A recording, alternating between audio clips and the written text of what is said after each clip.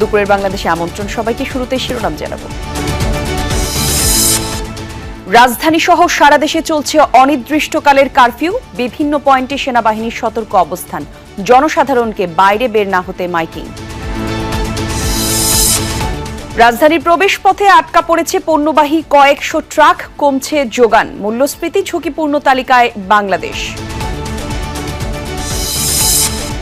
মিয়ানমারের অভ্যন্তরীণ সংঘাতে আবারও রোহিঙ্গা অনুপ্রবেশের শঙ্কা।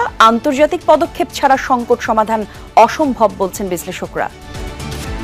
আরাকান আর্মি কন্টিনিউয়াসলি আরাকানের যেটা রাখাইন রাজ্যে বিভিন্ন জায়গা দখল করে নেয়, তখন রোহিঙ্গাদের জন্য একটা অস্তিত্ব সংকট তৈরি হবে। ইন্টারনেট না থাকায় চট্টগ্রাম কাস্টমস হাউসে শুল্কায়ন কার্যক্রম বন্ধ। কন্টেইনার জট বাড়ার শঙ্কা। মোংলা বন্দরে ভেড়ার অপেক্ষায়